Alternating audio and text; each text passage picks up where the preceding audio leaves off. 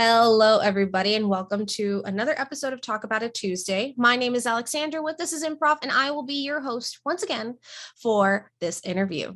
Today, we have the amazing, the talented, the very artistic Kevin with us today. Hello, Kevin. Hey, how's it going? It's going. Who are you, Kevin? Who are you? My name is Kevin Wilkinson. I go by Monk WTF on everything. Like that name is never taken, so I always get it on pretty much any game or platform. And I work a 9 to 5 and I do gaming at night, mostly during the weekdays. I should game more or stream more on the weekends, and I just don't because I'm lazy. But I like doing art, digital, sometimes traditional like inking, and currently I'm working on a pixel art video game. It's gonna be on the phone, so I'm excited for that when it comes out. That is pretty sick. I didn't know that's what you were working on specifically. I'm very excited Really? now. I thought I told you. You're just like, I'm working on my pixel art. I'm like, okay.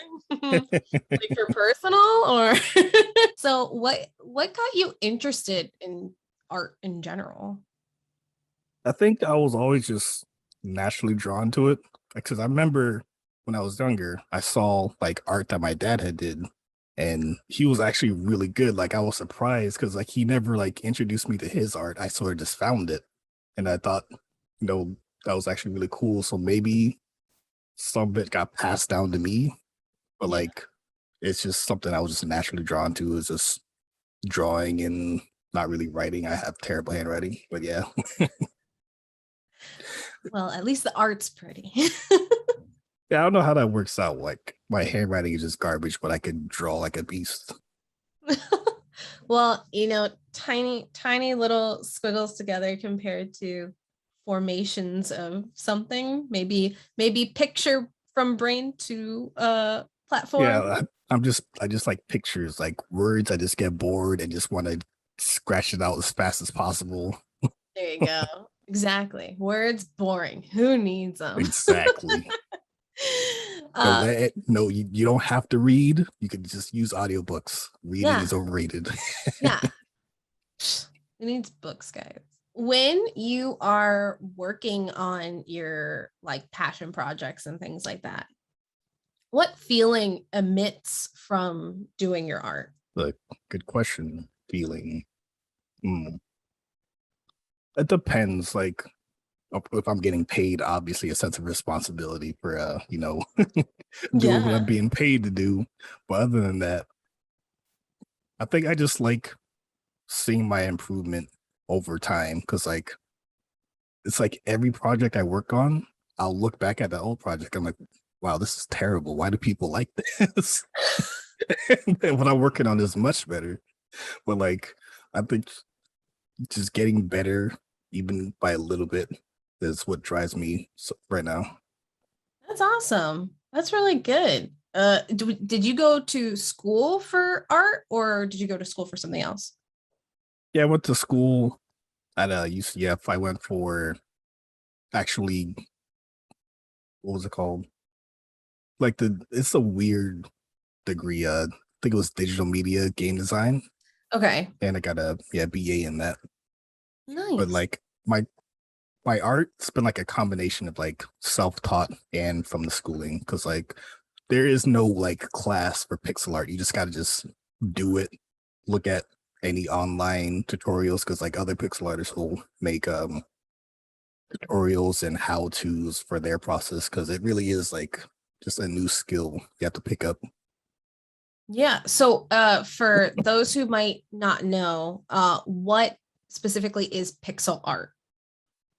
Basically, pixels is just like a square on the screen, and when you zoom in really like close in, you could draw using just those squares basically. So you could think of it similar to like pointillism. I don't know if people know about that, where you draw with dots, except you're drawing with the individual pixels on the screen of your monitor.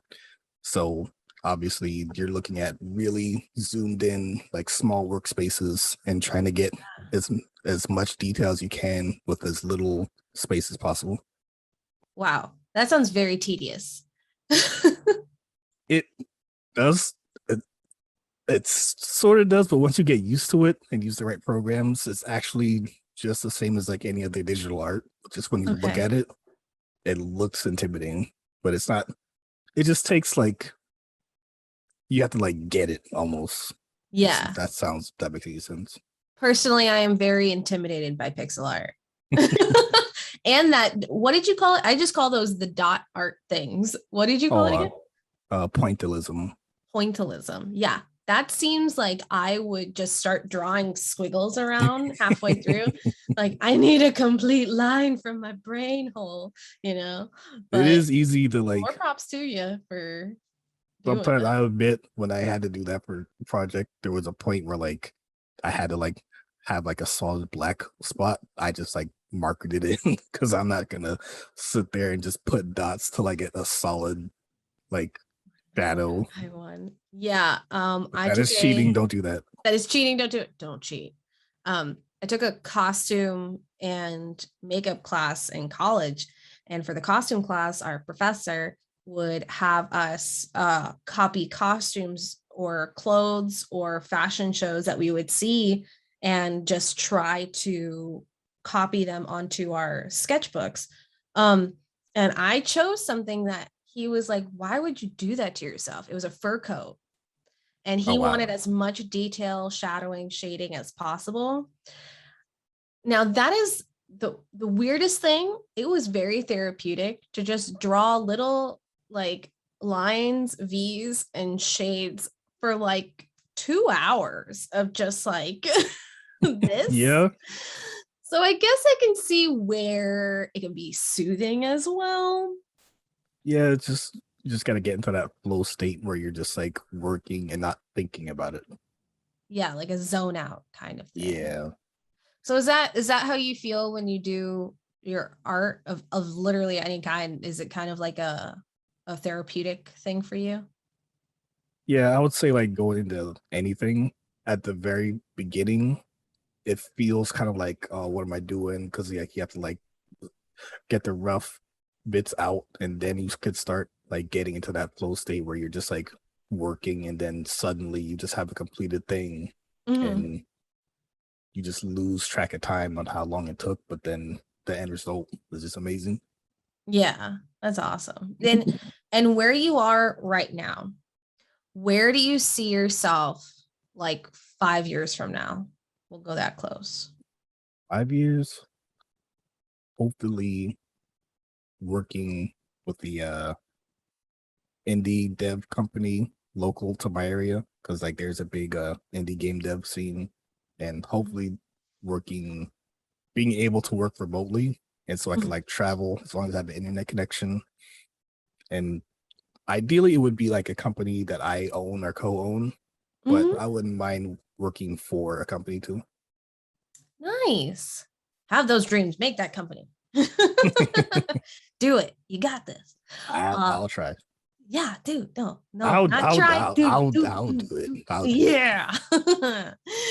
And you can make your own logo. Look at that. Mhm. You're halfway done with the company part of it. Look. You said that you are working on a video game. You said it was for the phone? Yeah, so game based in World War I, and it's just like a I don't know if you've heard of a shmup, shoot 'em up. It's just like a side-scrolling game where you're like a plane and you're like a World War I pilot. And you're shooting at Mhm. a German like planes and enemies. But Nice. it's not like anything too crazy because it's like for the phone. But Mm-hmm. That's so people, you're doing the art for all of that. yes, Ugh, that's a lot of work. yeah, but it's fun. I like it. Well, yeah, that's It'll be good. nice to actually like have something out there that I could be like, hey, I made that. Yeah, that's super cool. You should be very proud of yourself. That's an amazing accomplishment, honestly. Thank you, thank Um, you. when now I'm going to ask you some pew pew pew rapid fire questions Oh, about some tacos. Okay, this is called taco choices. You ready? All right. Yep. Okay. So since Thanksgiving's coming up, let's see what kind of Thanksgiving things you would put in a taco. Okay. Where is this going? We'll start with hard shell or soft shell. Soft shell. Soft shell. Turkey or ham. Oh my. I couldn't imagine either of those going well with tortillas. Turkey probably be a little better than ham. Okay, turkey. Rice. Yes or no? Rice. Nah. Nah. Okay. In the taco though, or just Yeah. like with the Have taco? you never put rice in your taco? Not with turkey. What? We're gonna have a very long discussion. Would you like green beans or stuffing? Stuffing. I feel like would fit better in a taco with turkey. Nice. Rice. I don't know what's up with that rice thing. I don't. You're out of control with Look, that. I was already reprimanded and told that would make it a burrito, but look, it's Does rice. a burrito have to be closed? Who told A you burrito that? has to be closed, but if you have a taco, you could put anything in a taco. You could put rice in a taco. Oh no, I agree with that. Just like but rice and turkey in a taco. Yeah. Do you like do you not have meats with your rices? Not in a tortilla, no. Like I'm disappointed. not with turkey. I don't know. Turkey and rice in a tortilla. That I don't know about that. But stuffing, I think turkey it's literally just like putting chicken in a taco and rice. I just don't associate rice with Thanksgiving. That's just like the last thing on It's my fine. mind. I'll forgive you. Would you have a side of cornbread or like sourdough? I've actually never had sourdough, so I would just have that just to try it. Okay, sick. And then to top off the sauce for your taco, gravy or no gravy? Well, this is why I said soft taco, because if you put gravy on it, like it'll not mess up the shell, because like soft taco. So yeah, I put gravy on it. You would take the gravy. Side question, real quick. Would you put mashed potato in your taco as well? Absolutely not. No. That sounded like you were disgusted. Who would do that? No way. Well, now I'm going to ask a very blasphemous question. Would you prefer to put all of those toppings in a taco or a burrito? Not all, just the ones I said I would in a taco. Definitely wouldn't put them all together. Okay. Gosh, Kevin, you gotta be more adventurous. What you doing? There's being adventurous and there's being gross. Those are two different things. Sure, whatever. Since we are coming up on Thanksgiving, I'm gonna ask, do you fry your turkey or bake it? How do you have your turkey? We bake it. Bake it. Nice. Mm-hmm. I agree. I don't know. Frying it's dangerous. Yeah, like that whole thing in a big pot of boiling oil. Nah, I'm good. Yes. My brother-in-law does it. I don't know how he does it safely every single time. Yeah. But that's something you would have to do outside too if you did it. Just a whole turkey. Nah. Yeah, because you don't want like kapew. Mm-hmm. So there's that whole aspect. A follow-up question I have for you is, if I did not know you and I saw you walking down the street, what can't I tell just by looking at you? Something about yourself. What can't you tell? That I play Dungeons and Dragons. I have been playing for like a decade. You play Dungeons and Dragons? Oh yeah, you don't know that too. Oh, I actually answered the question that you know me. You didn't even know that. I'm so miffed. Okay. So now I have some follow-up questions about this, because a part of our curriculum when we teach our students is we teach them Dungeons and Dragons. Really? Yeah, so we use D&D for character building and environment Oh, and world true. If you're creation. doing like acting stuff, that makes sense. Yeah. Yeah, so we do some D&D sessions for our classes, for them to learn teamwork and through their character work as well.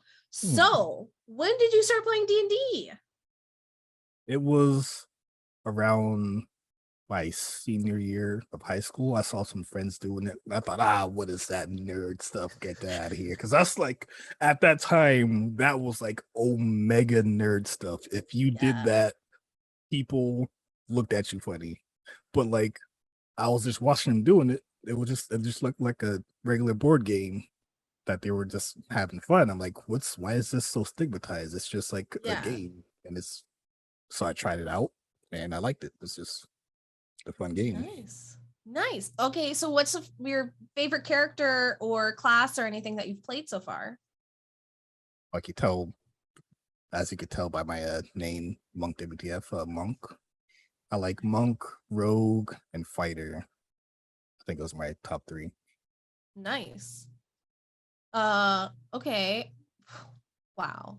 I can't believe I didn't know this about you. I'm so Yeah, upset. a lot of things. Kevin and I are friends, okay? I'm upset. A lot of people don't know a lot of things about you for some reason, but if it doesn't come with a conversation, you're just not gonna know. I mean, you're also not the talkative type. It's more like I have to do an interview to find out about your life. That's what is True. happening. True. Yeah, true. I can't even deny that. Would you say that D&D has changed your perspective on like life and relationships at all? It's giving me some like insight on how hard it is to coordinate game sessions when everyone is like working. So like Yeah. relationships and like Yeah. getting a game going, but I wouldn't say it has it for you because Yeah, so D&D is very similar to improv, except there's the technical rules of like stats and the dice and everything, like all of that decision making is different from improv, but D&D has a focus and storyline and structure just like how improv has structure for me. So like when I was younger, I had a lot of social anxiety that I would cover up with being loud, and which was a weird thing to do, but it was kind of like, don't pay attention to what I'm doing, just pay attention to the fact that like I'm a friendly loud person kind of thing. I didn't even think about it much that way. So that was like how I would deal with that, with like my social anxiety, was just like, I'll just be like really friendly and maybe you'll like me. So that was that. And then when I started doing improv, it helped me to be like way more comfortable with myself. What's funny is as I kept doing it, my voice got drier and drier and drier. Drier, as in like you needed to like drink water to. What do you mean dry? My inflection and things I say started to get more comfortable. So like Okay. I didn't have as much inflection in my voice. My voice was like very much up there, a little bit more high pitch when before, and then it like started getting I started getting cozy with myself, and now you have the subject that you have today. So it really helped me like not think about body image. Like I don't think that's important, because I used to do like a lot of scripted theater, and that was based on looks and voice and how you are in that role. But when you do improv, you can look like anything, be anything, do anything, which is very similar for D&D with me. Yeah, but So now you like, mentioned that, like I could see how D&D has helped me become more like introspective on like like how the alignment system is, like lawful good, neutral good, chaotic evil, stuff like that. yeah. It helps like when you play a character of a certain alignment, it kind of helps you analyze like life through people's motivations on why they would do things based off of like the alignment system, which it is kind of accurate to how people behave. Like certain, maybe not 100% lawful good, but sometimes most people are neutral, true neutral, or neutral good. Sometimes they do neutral evil things if they're a little selfish. Mm-hmm. Yeah, definitely. Yeah, It's definitely great for like identifying personality types. yeah, and 100%. how to like it gives, in a sense, practice on how to approach different types of people based off of like their alignment. Yeah, definitely. 100%. Yeah, it's helped me with, coming up like with ideas and things like that because there's a lot of problem solving in D&D. Yeah, So so it's a lot by of like, design. what should we do? There is dragon, like There is puzzle that will kill us. there is puzzle that might kill us or might just revert back to its original form. We might die today, who knows? Exactly. So yeah, it's definitely helped me in that. And yeah, it's 100% a way to like kind of familiarize yourself with personalities and learn how to work with those personalities. Yeah. Is there any advice that you would tell other artists out there, maybe if they're just starting out or they feel kind of low? It's something every artist will hate to hear, but it's true. You just gotta keep practicing every day. Just draw. That's like the only way to improve is to just keep at it. And everyone wants like a quick way to improve, or like one like that one quick fix, but you just got to keep doing it. That's pretty much it. And have Yeah. like a mindset on improving. Yeah. 100%. Practice makes practically perfect. So Exactly. I 100% believe in that. It's the same thing with writers, improvisers, actors. Gotta do it every day. Exactly. Set that time. Luckily, I have my sister in this home. So we every day we mess with each other, and that is our practice, That's good. Yeah, having someone to bounce off ideas with or compete with or do things like that helps a lot. Oh yeah, setting goals with someone else definitely really, really helps. Is there any way that people can keep up with you? So you stream on Twitch, right? Yep. www.twitch.tv/monkwtf. And I have a YouTube channel, but I don't put nothing on that. At some point I'll probably link to my YouTube on my Twitch. I don't even know. I think they don't allow that. Never mind. Hold on. Do they? Yes, they do. They allow that. Okay. One day I'll do YouTube stuff too, but yeah, you can just find me on Twitch. I'll try to stream twice a week. Every time I say that, I don't. So I won't stream twice a week. I'll never stream, but still go to the channel. But still, go to the channel. Watch when he does stream. Okay. Yeah, I do. I have some VODs where I'm doing pixel art, so you can see my process there. Most of it is gaming, but yeah, it's mostly just gonna be playing games and doing art. Yeah, 100%. And anything to follow Kevin through will be linked in the description down below of the video. So definitely go and check that out. I want to say thank you so much for joining us today for Talk About It Tuesday, Kevin. Yeah, it was fun. Thank you for having me. This is awesome. If you guys would like to keep up with Kevin, please do not forget to go to the description down below and click on things. Okay.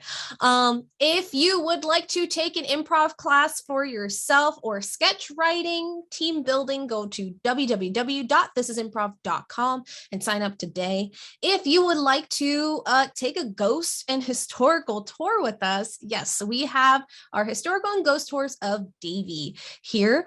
So again, you could go on to www.thisisimprov.com, click on the tours tab, or you can go to thisistours.com and sign up for a tour. We have them every month. Okay, my dudes. If you like histories, mysteries, and ghost stories of specifically Florida, like the weird and wacky, fun place that we have, you can listen to us on Spotify, Apple Podcasts, or almost anywhere you listen to podcasts on This Is Legends of Yesterday. And we hope you don't judge Florida after you hear some of the stories. I hope you have a beautiful, wonderful, and glorious rest of your day. My name is Alexandra with This is Improv. Thank you so much, Kevin. Again, thank you so much. Thank you, everybody. Goodbye. Bye-bye.